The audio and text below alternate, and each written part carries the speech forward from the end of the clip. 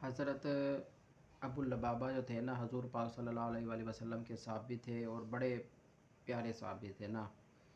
تو حضور پاک صلی اللہ علیہ وسلم کے دور میں دو محلے تھے ہندوؤں کے.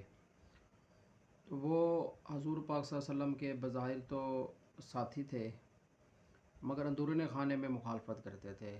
حضور پاک صلی اللہ علیہ وسلم سے انہوں نے 3 معاہدے کیے، کوئی معاملہ تھا ان کا، اور تینوں معاہدے جو تھے نا حضور پاک صلی اللہ علیہ وسلم کے، انہوں نے معاہدے تو کیے پھر بعد میں مکر جاتے معاہدے کر کے.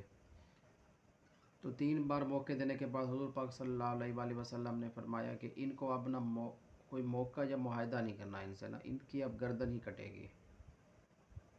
تو وہ بڑے پریشان ہوئے، انہوں نے بڑی محنت کی حضور پاک صلی اللہ علیہ وسلم سے کہ حضور پاک صلی اللہ علیہ وسلم، اللہ کے رسول، ہمیں ایک موقع اور دیں، ہم آپ کا ساتھ دیں گے.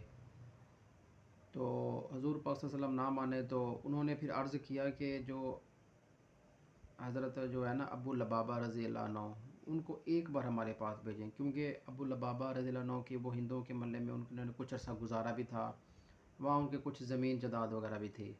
اور ظاہر سی بات ہے کہ جس علاقے میں انسان رہتا ہو، جس محلے میں رہتا ہو، وہاں پھر سلام دعا تو ہو ہی جاتی ہے نا. تو ان کو بھی حضور پاک صلی اللہ علیہ وسلم سے ایک کہ فرمایا، اور ابو لبابہ سے ان کو ایک بلا جھجک ایک ان کے ساتھ ان کا تعلق تھا. تو ظاہر سی بات ہے صحابی تھے. جب ابو لبابہ رضی اللہ عنہ ان کے پاس گئے تو آپ صلی اللہ علیہ وسلم نے فرمایا کہ ان کی بات سن لو، مگر ان سے کوئی معاہدہ نہیں کرنا، کیونکہ اب ان کی گردن ہی کٹے گی. کوئی معاہدہ نہیں کرنا ان سے.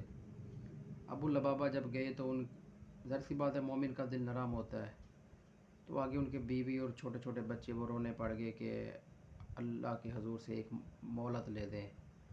ابو لبابہ بڑے پریشان ہوئے اور آخر تھک کے نا انہوں نے اشارتاً کہہ دیا کہ اب تمہاری گردن ہی کٹے گی.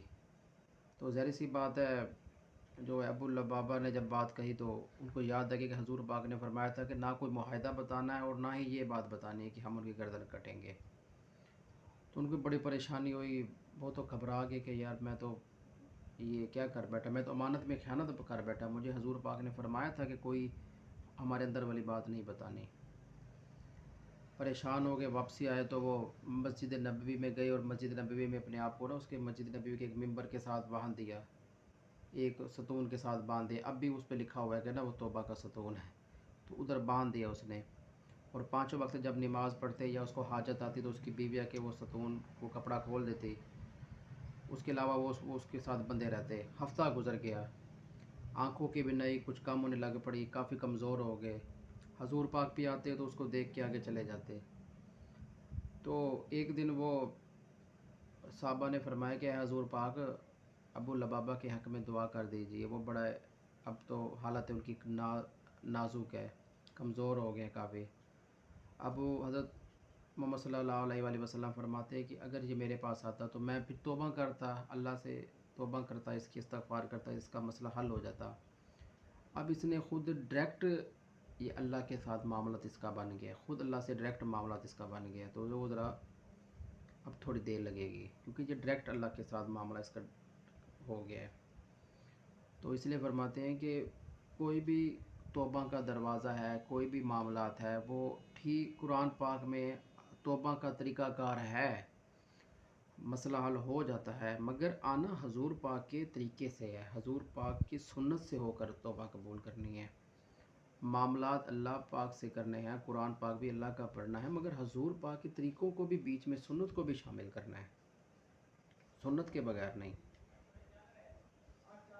تو اگر آپ کو یہ میری ویڈیو اچھی لگی اور ابو لبابہ کا یہ واقعہ آپ کو اچھا لگا ہو تو میری ویڈیو کو ضرور لائک کرنا، چینل کو سبسکرائب کر دینا، ویڈیو ان لوگوں تک شیئر کرنا جو ان چیزوں کے پسند ہوں، دیکھنا چاہتے ہو. انشاءاللہ میری ویڈیو آئندہ بھی نیکسٹ بھی اور اچھی ویڈیو اس قسم کی آتی ہے. تو اللہ تعالیٰ آپ کو نا اور ہمیں حضور پاک کے طریقوں اور سنت کے مطابق چلنے کی توفیق عطا فرمائے. تو ملتے ہیں نیکسٹ ویڈیو میں، تب تک اپنا اور اپنے پیاروں کا خیال رکھیے گا. تو اللہ حافظ، اللہ ہی نگہبان، والسلام.